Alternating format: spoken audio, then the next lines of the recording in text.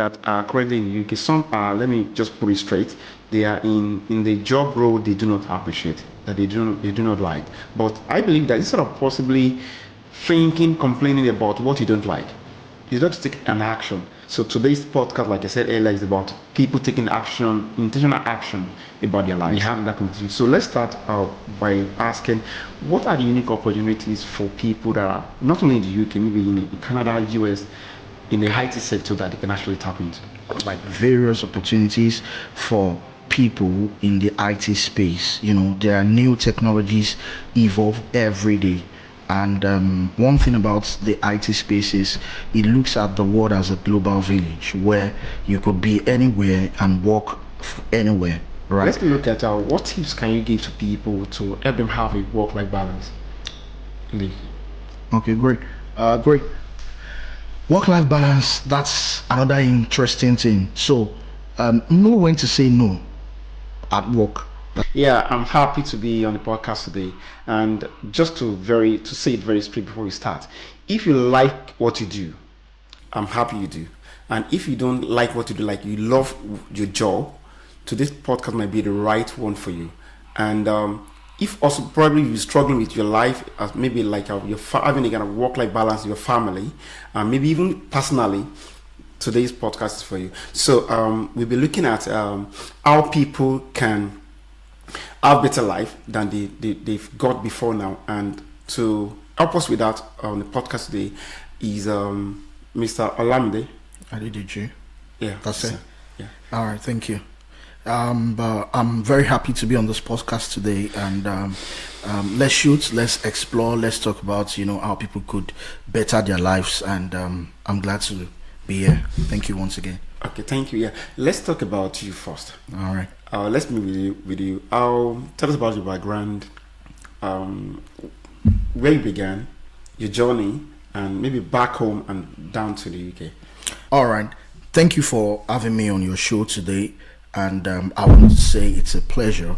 And I would really love to, explore this discussion with you on how Africans in diaspora could have a work-life balance and, also enjoy what they do. So for my background, I have an ND in computer science with a focus in computer engineering from the Lagos City Polytechnic, and from there I went to Federal University of Technology to study project management with a focus in information technology, and of course my master's degree in information technology. So, and I've had to work in different capacity as a data engineer, a business analyst, a project manager, and a couple of other things. So a couple of other things before I started my own consulting firm. So I think that gives you a rough background of where I'm coming from and what I've been doing in the past decade. Thank you. Yeah, thank you. Yeah. So talking about what you do now, do you like what you do? Because let's start with you first. I do enjoy what I do. Because before we talk about people, whether they like what they do or whether they enjoy what they do, so let's start from you. Yes, I absolutely love what I do. I'm in love with what I do. I currently work as I double as a senior project manager and also the co-founder of eComputers Technology Consulting here in the United Kingdom, and I absolutely love it, and I'm doing fine. Okay, that's fine. Yeah, like I said, it's all about people. It's all about families. We have seen a lot of families that proud to come to the UK. They were united. They.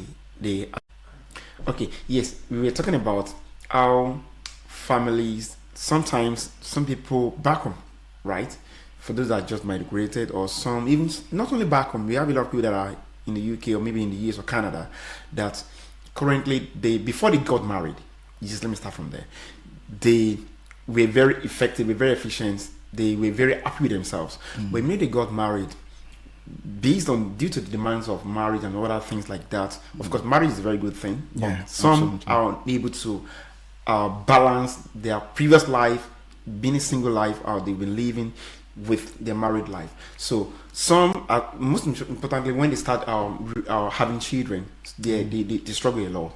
But then I believe there is always a way out. And away from that, from those people, other people that are currently in the UK, some are, let me just put it straight, they are in the job role they do not appreciate, that they do not like. But I believe that instead of possibly thinking, complaining about what you don't like, you got to take an action. So today's podcast, like I said earlier, is about people taking action, intentional action about their lives. And so we'll be looking at how people can transition into IT, right? Because it is believed that is one of the major sector that can allow people enjoy what they do. For those that have passion for IT, yeah, so we'll be having that conversation. So let's start by asking, what are the unique opportunities for people that are not only in the UK, maybe in Canada, US, in the IT sector that they can actually tap into?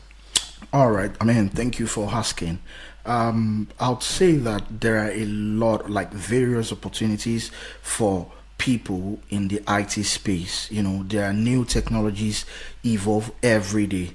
And one thing about the IT space is it looks at the world as a global village where you could be anywhere and work anywhere. Right. So we have new technologies evolving like artificial intelligence, you know, machine learning, VR, and a lot of segments. I mean, a lot of sector you could explore in IT, even digital transformation, product management, project management, cyber security, data analysis, and the like. So there are a lot of opportunities out there for every diaspora in the UK or America or Canada or anyone in Nigeria or other African continents could actually focus on, depending on which one really suits their interest. So they could actually learn, upskill these things. With all you really need will be most likely maybe data to listen to someone or connect with a mentor or things like that. So I would say yes, there are various opportunity, but to tap into this opportunity, you definitely need to connect with people that have been doing it, people that are, mentors that are out there that could actually, offer you some sort of guidance into transitioning successfully. All right, thank you. Yes. That being said, some people are afraid of going into maybe IT, especially because they believe that, okay, I don't have prior knowledge in IT. I've always been a customer service, and possibly maybe someone that's maybe, okay, let me put it this way: can someone that study even as maybe Yoruba language, Yeah. right, or someone that studied home economics, Okay. or in the UK, someone that studied maybe linguistics in the UK, or maybe back home in Africa, can they actually find themselves in the IT sector? Yes, it's a absolute yes, a very big yes.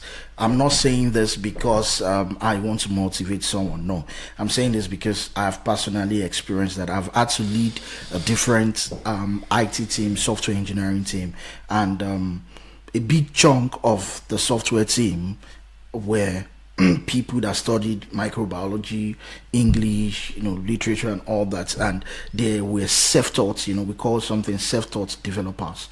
They were self-taught developers, and there are a lot of resources out there that they used to self-learn and became a developer. And one of the things I've also seen is that self-taught developers tend to be very hardworking because you need to work extra mile. It requires a lot of tenacity. It requires a lot of commitment on your part. So I would say yes, you don't need to have studied computer science or computer engineering or programming to go into IT. And of course, to add to that, there are a lot of other career paths in IT that Right. does not require you to program or to write codes. All it just require you is to understand how technology works, and you'll be good. Okay, that's fantastic. So that takes me to if I'm interested now, right? So what are the things I should look up to, or that I should look out for, like the career growth and prospect? If I'm interested in IT, what's the career growth that I can have and the prospect? Okay, great. So I would want to start narrowing it down, so that I want to narrow it down so that some of our audience could get to pick. So for example, we based in the UK, and you want to transition into IT, and let's say you're doing something you're not really interested in. So for example, so I think for e-computers, we actually offer mentorship for people that want to transition into project management, scrum mastery, business analysis and product management, data analysis, cybersecurity, and software testing. So if you find yourself interested in any of this field, yes, we have intensive mentorship 3 months program where you could come in, learn, and after learning, you would be attached to a mentor to guide you in working on real life practical projects where we are going to be looking at what you're doing to validate that yes, what has been taught, you are able to put it to play. All right. Then also we are also going to be guiding you in, crafting that CV, that winning CV, and what have you, the LinkedIn profile and all those other stuffs to make sure that not just learning, you are able to land a job in the first 2 months of you finishing the mentorship program. So like I said, there are a lot of opportunities out there in the IT. So just to narrow down, in project management, for example, the average salary of project manager or business analyst in the UK is between 40 to 55,000 pounds, which per annum, which is higher than the average earning in the United Kingdom of 23,000 to 24,000 pounds per annum. So for an entry project manager or an entry business analyst, you should be looking at that price range depending on how you could market yourself. So that's just the financial gain. Now talking about the work-life balance, most of these opportunities, I made bold claim to say 90% of these opportunities are either hybrid or completely remote. So completely remote where you could work from the comfort of your home, and hybrid where you could have to do 2 days in the office and 3 days at home. At home, or 1 day in the office, or 4 days at home. And so there are a lot of this opportunity out there, and so that gives you the affordability to earn high, also have that work-life balance. It saves you cost on having to transport yourself to work every day, and all that. So I could keep mentioning, I could keep going on and on, but I'll just leave it to you to ask your next question. Thank you. Okay, yeah, thank you. Yeah, that sounds very, very convincing, and it sounds very, very helpful, or if I may say, or let me use the word, it sounds very, very interesting, because we have seen, personally I've seen a lot of friends here that will talk about they are not happy with what they are doing. So, and they keep complaining. Even the other time I was driving someone to work, and immediately we entered the workplace, the environment, I could feel the way the lady had a kind of like, she breathed so heavily, and I was like, is it the job we are doing that is stressful, or maybe she has a particular stop? But then I was able to ask her, what's the problem? So she said she didn't know what exactly she was going to meet at work for that very day. So, but like I've said, you said working in a high IT space can help someone to have a work-life balance, and it can help someone to be happy in what they do. So I believe someone listening can be able to make a decision to, if not possibly, just give it a try, right, and see how it feels. And like you said, you have mentorship program that can also encourage people. It's not just about teaching; it's about being able to give them the helping hands to go through the journey. That's very, very fantastic. Well done. So you are doing a very good job in your place. Yeah, thank you. It's a pleasure. So I will take us to let's look at some exciting technologies or innovations you have worked with personally.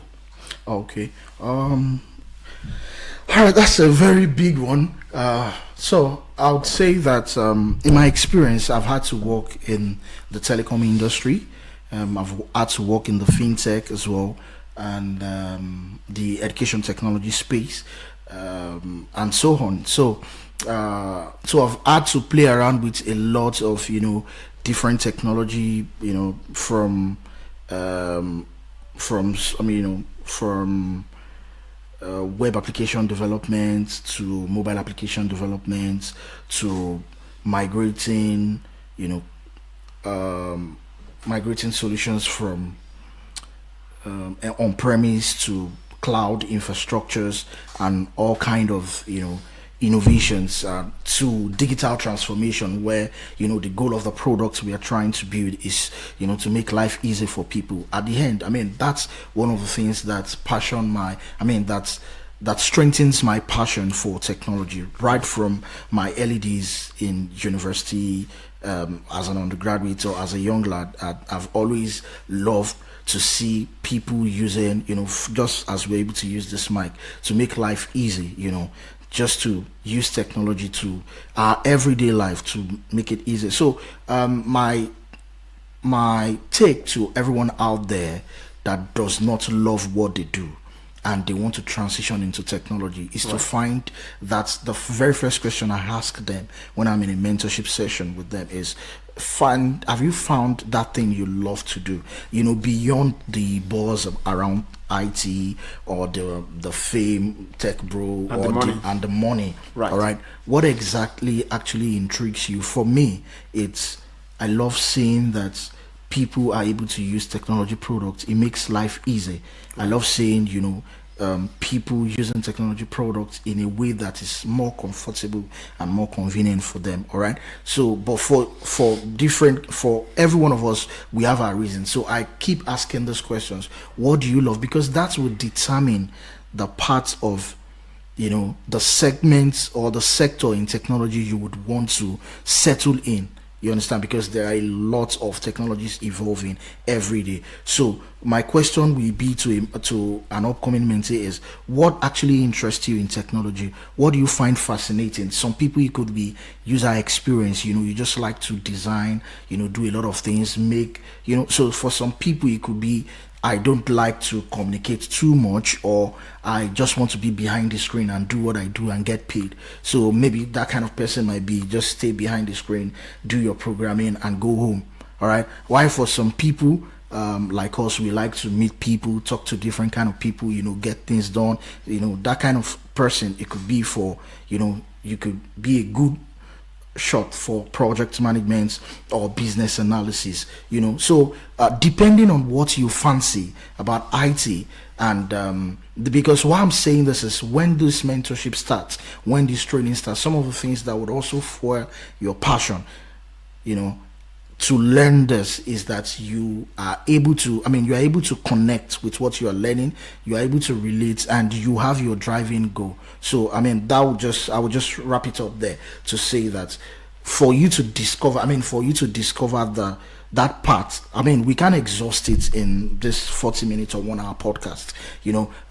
For you to discover that specific niche you want to focus in, it has a lot. So I have sessions where people come in, then I could narrow things down based on questions I ask them, based on their response, their reaction, and things they feel comfortable in. I'm able to tell from experience to say, okay, this and this, you would do well in this space and what or not. All right, thank you. Yeah. So if I'm interested in going to IT, and let me ask, are there specific certifications that are required for someone that would like to, say for instance, become a business analyst in the UK or a project manager in the UK?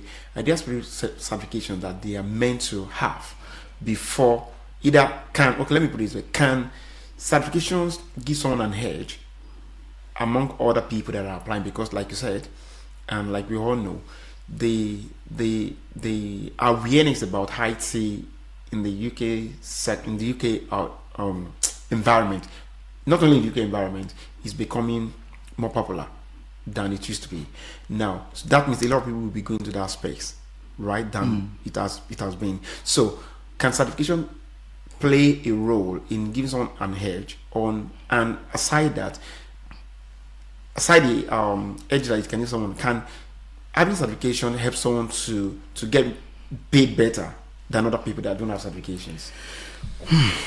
That's an interesting one. Yeah, certification is good.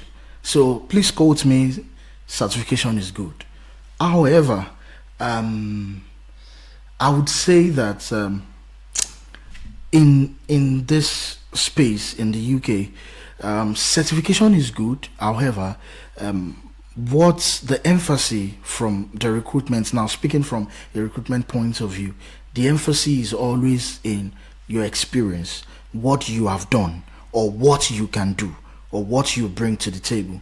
All right, not just having loads of certification without actually having the actual skills.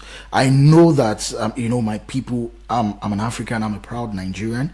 All right. A lot of us we do all sort of certifications, and yes, certification is good. I mean, I advocate for it. I've got a lot of certifications myself. All right, so I'm not talking down on certification, but when it comes to the UK space, Canada, and America, the recruiters tend to focus more on what you can do, what skills do you bring to the table. And that's why in our own mentorship program we've inculcated that practical sessions, that internship, that practical projects for you to work on, for us to validate that you can actually deliver. So for then your second question was Does it add? what are the kind of certifications you could do in business analysis and product management? Yes, in business analysis, there are certifications like CBAP, which is owned by IIBA. The organizing body is IIBA. Also, there are certifications like BCS, British Computer Society, which I'm also a professional member. All right. They have some certifications in business analysis as well, business analysis foundation, business analysis diploma, and what have you. All right. Now, when it comes to project management, you also have various certifications, starting with PMI, that's Project Management Institute, United States of America. So they have certifications like CAPM, they have PMP, they have PMI ACP, they have I could keep mentioning PMPG, PMPF, like program project management professional, portfolio project management professional, project management professional, certified associate. So they've got a lot of certification. Also here in the UK, we've got Prince 2. We used to be OGC, Office of the Government Commerce. We have Prince 2 certifications. We have Prince 2 practitioner, Prince 2 Foundational. We've got Prince 2 Agile. That's a new twist to it. We've got Prince 2, the new Prince 2 syllabus is out, the 7th edition, and couple of other certification, APM certification, Agile Shift, and all. We've got also CSM. I could start listing. So I could start listing a lot of certification. I myself, I tried. I think I've got some of these also to my belt. However, like I said, it is good, yes. It positions you as a recruiter. A recruiter sees your certification. It positions you that, yes, you have a knowledge, you have an idea about this particular field. However, when it comes to that interview, when it comes to you speaking to the recruiter, they want to be able to validate that, yes, you do have the required skills, that on the job you are able to deliver. And certification, sadly, will not give you that. What we give you that is mentorship, and that you have been able to do that in the space where you don't have that experience before, you are just transitioning into tech. What gives you that experience is that mentorship platform, and not just taking certifications and Okay, that's fine. So, how has professional networks? How has it helped you as a person in your journey in the IT space? Yeah, I would say I, for one, have been a beneficiary of that. It's really really interesting to find out how much professional networking could actually mean, and how much it could translate to in value for you. I always advocate that in whatever you do, please network with like minds. For example, most of the job consulting roles I've had to do before starting out a computers were on recommendation. That's fine. I never knew them maybe from Adam. They were based on professional networking, maybe colleagues I've worked with, senior colleagues I've worked with, but positioning yourself correctly, networking with the right people, it gives you an edge. All right. So even when I first came to the United Kingdom, I was working with Tech Mahindra. I don't know if that can be. So I was working with Tech Mahindra, and I got that job based on professional networking as well. So it was based on a senior colleague was like, there's someone I know that could, So professional networking is very absolutely fine. For a business analyst, there are a lot of professional body you could belong to. For a data analyst, for a project manager, I mentioned some of them, which is PMI, Prince 2, CBAP, and all that, and even if you are in UK, there's BCS, British Computer Society, and what have you. So joining this professional networking, going for their annual meetings, some of them come at a little cost, but Africans, we just want to have our cake and eat it. We don't want to spend. So some of these professional, it could come at, let's say, £20 per let's say per annum, Right. £100 per annum. It's worth it because you are going to have that platform to meet with like minds, and iron sharpness iron from the Holy Book.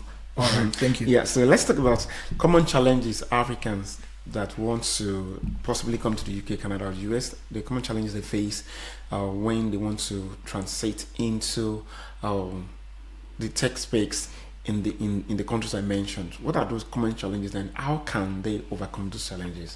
Okay, great. So one of the there are a lot of challenges. All right. So and I'll just mention one or two. Then I'll tell you what to do and how to go about it.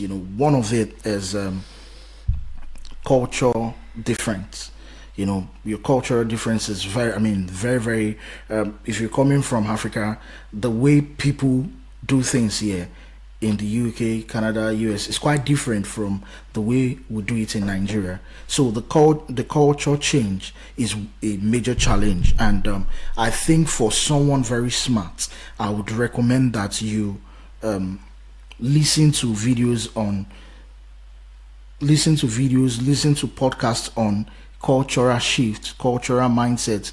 Some of the things, some basic etiquettes that people will push to you in the office, and so that you are able to position yourself as the right person. You are able to position yourself as someone that could easily connect. So that's one challenge people face, is cultural change. All right. Then second challenge, people tend to change. For example, people that do not have experience in IT, then coming to this space, to the United Kingdom, to wanting to work as an IT professional. Of course, the challenge is you don't have enough depth when it comes to IT. You don't have enough depth, and one way to do that is to upskill yourself.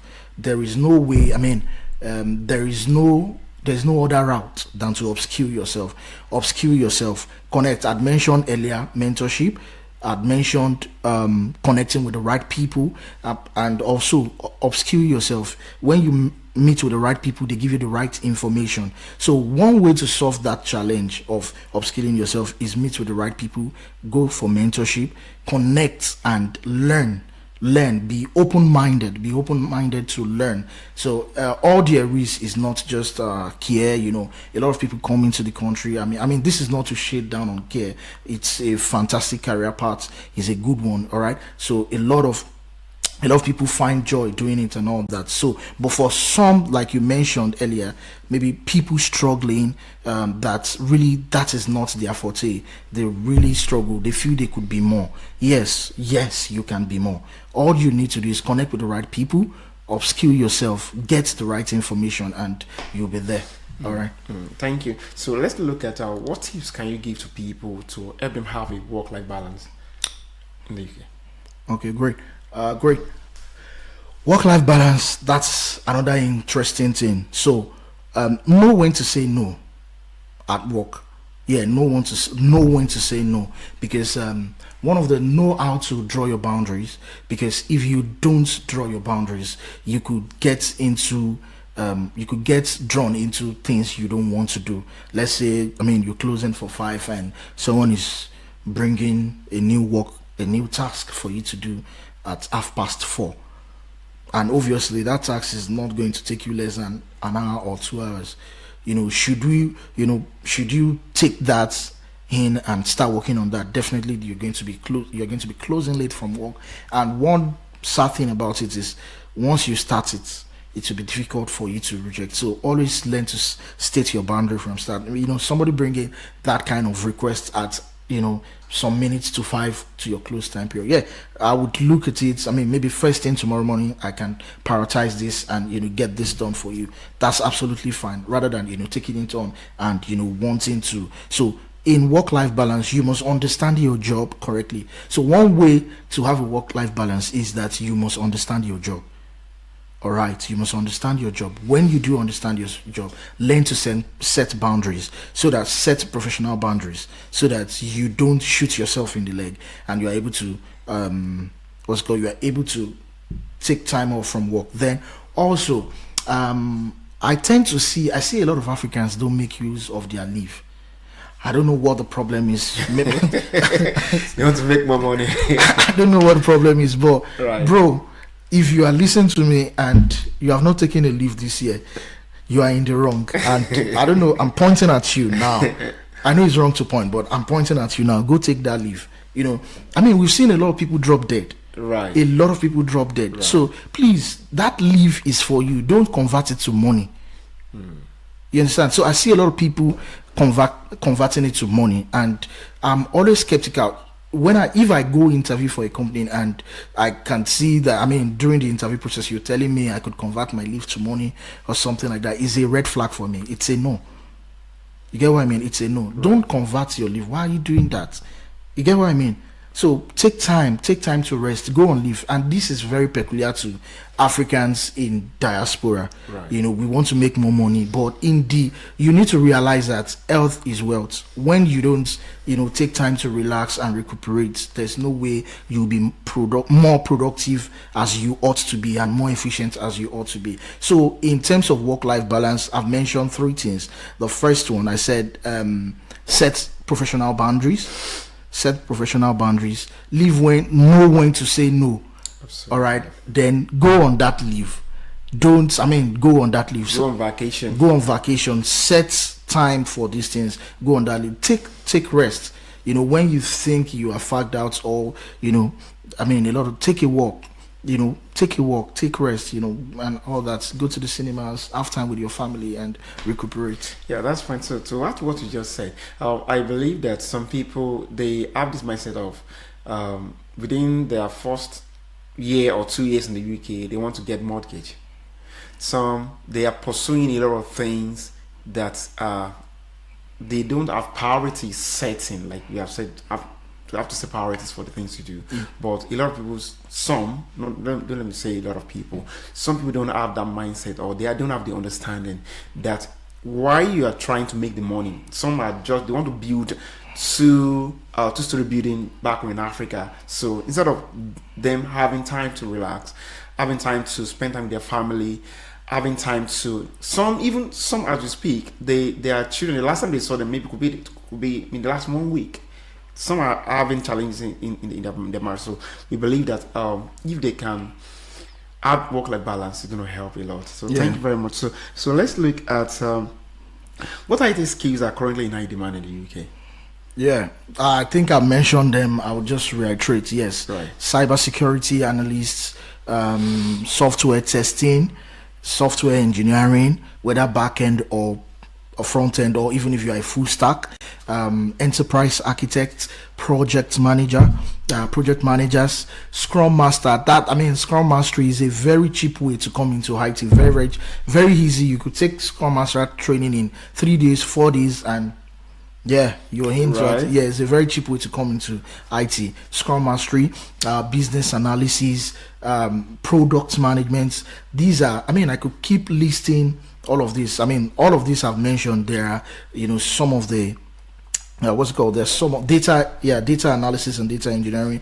There are some of the career path you could transition into IT space. Okay. Yeah. How can African IT professionals, how can they contribute to the development and growth of the UK system in terms of the tech space?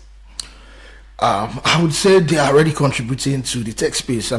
One of I don't have the data here, like to quote the figures here, but I can share experiences. I've got a lot of my friends on the global talent visas, and a lot of them are there, pushing out products, pushing out things. I could mention, few of other co-founders that are African. They started here, and a lot of things like Ask Your PDF. It's an African co-founder, is a friend of a friend, and I see what they do. I mean, they're doing great. I myself, I started e-computers just a year.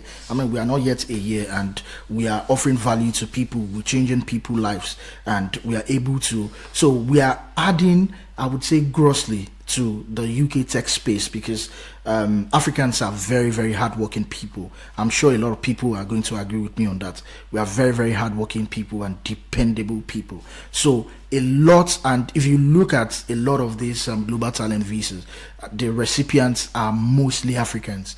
The recipients are mostly Africans. So yes, there are also Asians and and all that, but the recipients are mostly Africans, and a lot of them are here doing a lot of likes of Money Points now, StreamPay, Revolut. A lot of them. If you go there, most of their employees are Africans.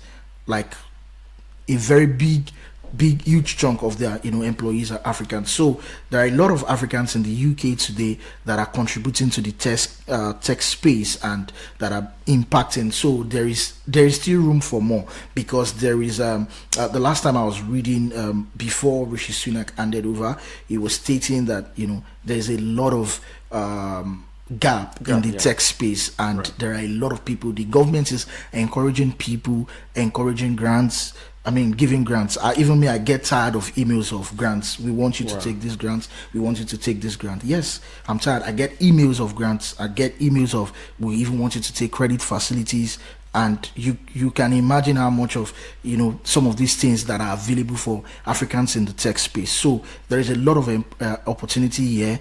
The government is encouraging people to go into that space, and the government is going to be pumping about, I think, 250 billion pounds in the next 5 years into that space, as said by Rishi Sunak in one of his posts in early May this year.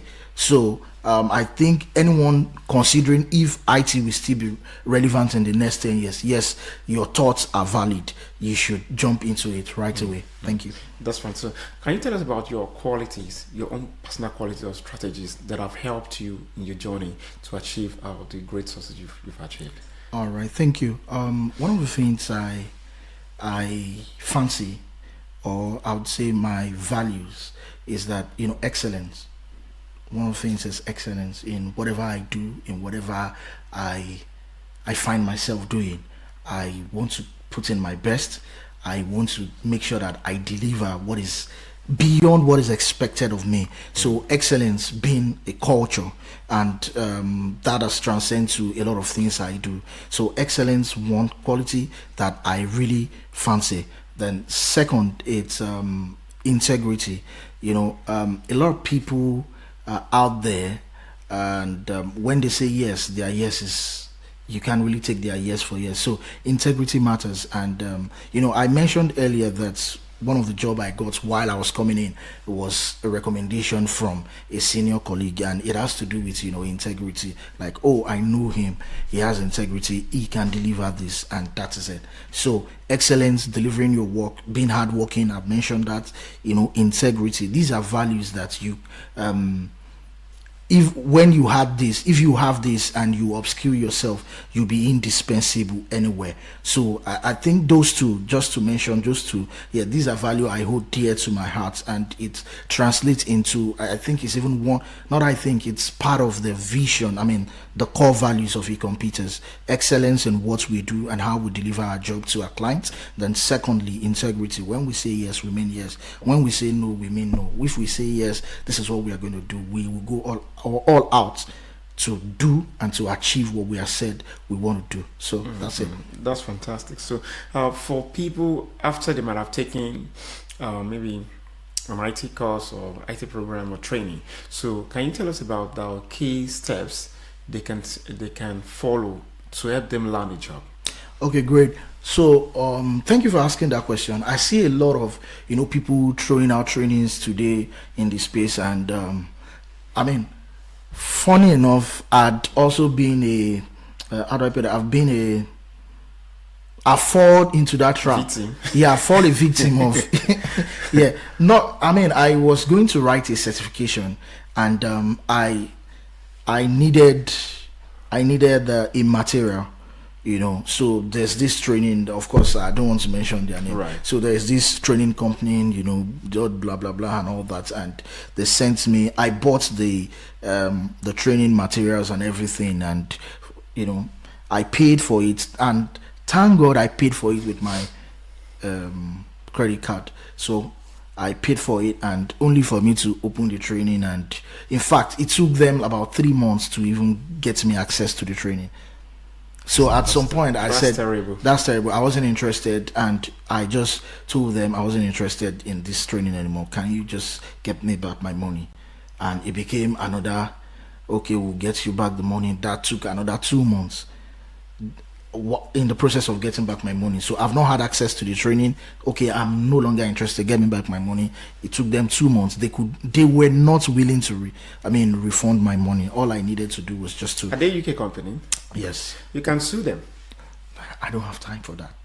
So what I did, Sue them or report them to ombudsman team guys. They will get them. What I did to protect myself was just to call my credit card company and give them a call that this particular payment 5 months ago, I don't have value for it, and that's fine. I got my money credited, and I don't know how they sort it out with them. So now come to your question, to say the question again was, I asked about how people that have done the training how they can land a job. Yes. So one of the things that distinguish e-computers again is that beyond that's why we don't call it training, we call it mentorship, because you are going to be attached to a mentor. Upon your registration, you are going to be attached to a mentor. By the time you are rounding up your training, in the second month of your training, we are already prepping you for the labor market. And what we are doing is we are sitting down with you to review your CV, to make sure that your CV is ATS compliant. Now, ATS is one of the software that most recruiters use to filter out resume. That's why if you find yourself in that bucket where you keep sending loads of resume, thousands, and you never get feedback, it could be that your CV is not ATS compliant, and there's a percentage of ATS compliance your CV should get, and you should start getting. We know the tricks, so I might not have the time it takes to expose all of that here, but when we do that, your CV starts getting feedback, you start getting calls from recruiters. Now we also have what we call interview simulation. So we do interview simulation, we prepare you have a session with your mentor, you are going to have a proper interview, and what is expected, how to ace the interview here is quite different. Yes, there are a lot of things you need to put into place, so we know that, and we also guide you to make sure that you are able to deliver what is expected by the recruiter. So of course, if you go through these things, you will definitely get a job. The extra we add to it is that we add you to the pool of the alumni. So while you are on the job, the first 3 months on the job, we want to ensure that you are able to deliver. All right, so you are going to be having a mentor guide you in, let's say you have areas you need, not CV. Now you've gotten the job, okay, now you are on the job, that's fine, you need to perform. Good. So in the first 3 months, we would also offer you that support, right, that mentorship support, where you are able to come ask questions with the mentor, where the mentor is able to guide you. Okay, do it this way, let's look at what's your, for example, if you're a business analysis, let's look at what your what your user experience flow looks like, just to ensure that you deliver on the job. So we have that experience, we know that CV that can get recruiters before you. Right. All right, a lot of people go ahead, promise people job. No, we don't give jobs. Yes. we don't give jobs. I like that caveat. Yes, we are very straightforward people. Right. We don't give jobs, but what we do is we know our onions. We know that CV that can get you calls. So we know how to craft it. We've been doing it for decades, so we know. So we craft that CV for you. We review it. You get recruiters reaching out to you. Now we are also going to have simulation, so that when recruiters start reaching out to you, you are able to ace, at least if you have 5 interviews, you should be able to ace 2 or 3. If you ace 2 or 3, it's only one job you can do. You then take the one you want. So I can authoritatively say that yes, we understand the process of how to do this. So if you come on board with e-competers, you are sure to know that by upon your completion of your training, you are able to land a job in any of the career paths you have chosen. Thank you. Yeah, what are the common concerns you hear from people that, I mean, the aspiring IT guys now that are willing to come into the IT space? What are the common concerns or questions they usually ask from you? Okay, great. Yeah, so I'll just mention two for the sake of our time.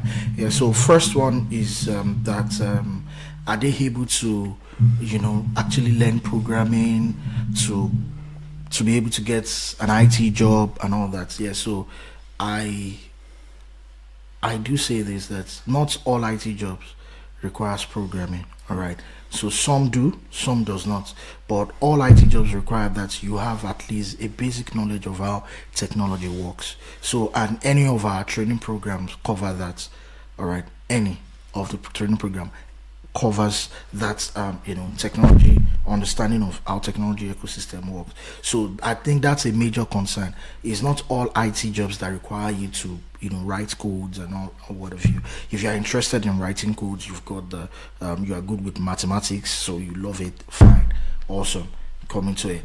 But if you think that you are not you do not have that you feel that you might not be able to scale it through, there are also other parts you could look into, which I've mentioned in the earlier part of this podcast. Then secondly, some other challenge people also feel that I've spoken to a lot of people. I mean, if I'm to put it in proper context, I think I've spoken to, in my career as a mentor in IT, I've spoken to over 2,000 people. And I can tell you authoritatively that people always feel, especially people trying to transition to IT, that they are never enough. They feel that feeling of what's that syndrome called?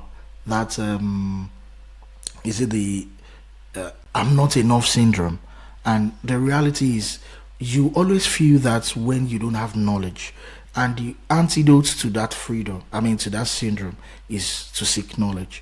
So most people always feel that, oh, if I transition to IT today, will I be able to?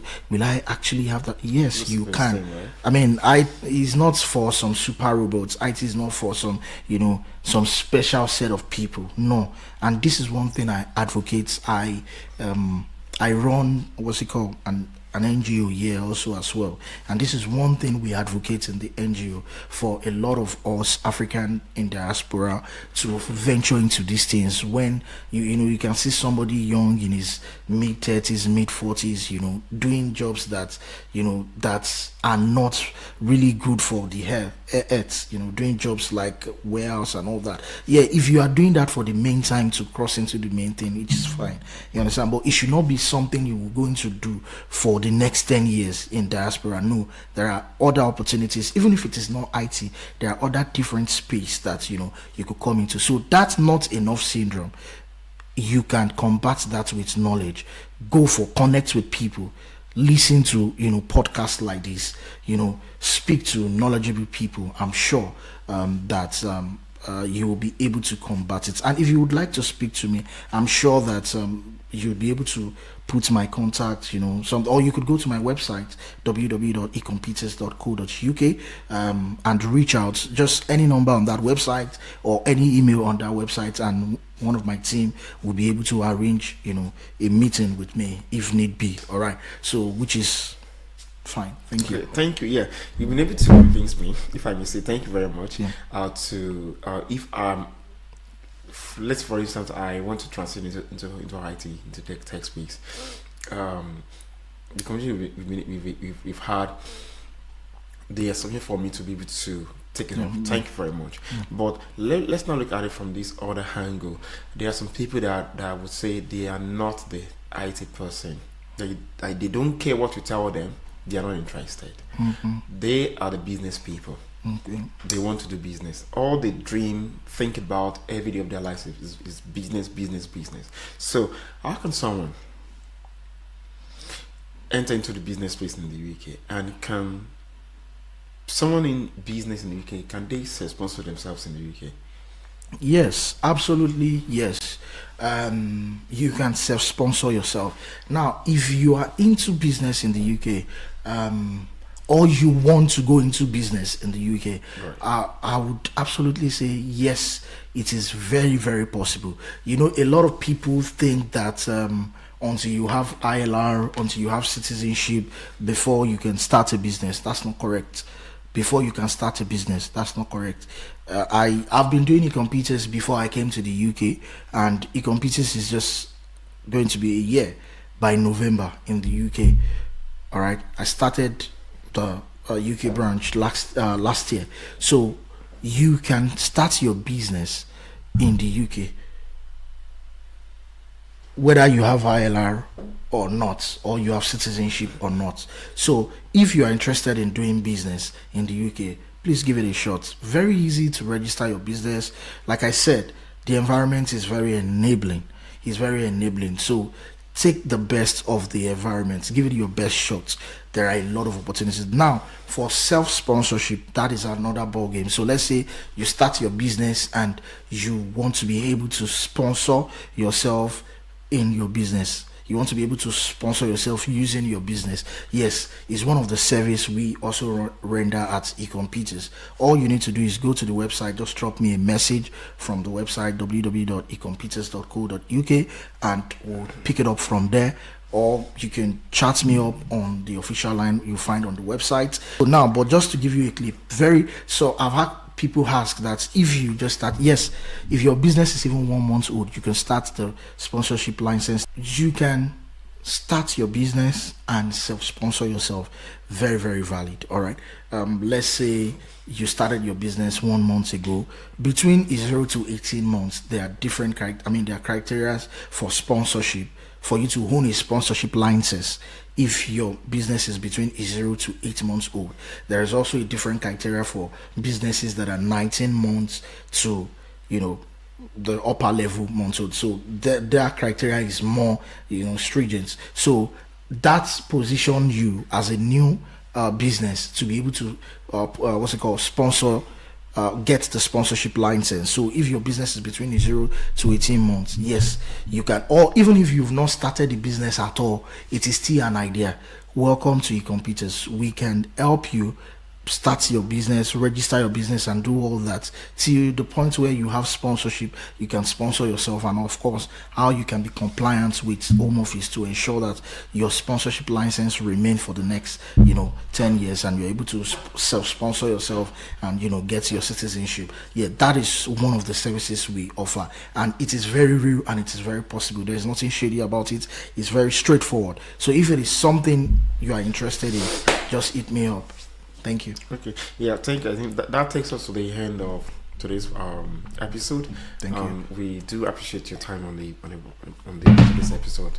Thank you for the knowledge you've shared with us. Yeah, I hope that absolutely my pleasure. people will be able to, like those that have been struggling with their families, or struggling. Some are struggling with their health. They are not happy with the job they are doing, like you mentioned earlier. Some are in the particular sector they don't like, but instead of just complaining about it, it's better to just take an action about it. Be real about, be intentional about it, making a change. I don't like this. I want to make a change. I don't like the way I struggle with my kids, with my husband. I want to make a change. You can transition. And for those that are interested in doing businesses, possibly they have the business back in Africa, or they currently have the business in the UK, or maybe and they would like to have themselves sponsored. But let me quickly say this: there are some visa routes that may not help somebody to do business at the same time. For those maybe that someone that is in care, right? For instance, that has care visa, the person cannot do business at the same time with the care. But if the person has a spouse, like you said, the spouse can venture into that business route while the other person continues with the care, whatever. But if he or she then wants to come back to join her husband in to join her husband rather, or her spouse, his or her spouse in the business, then that's very, very possible. We do appreciate your time on the podcast. Yeah, you're welcome. Thank you very much. Thank you for having me. Okay.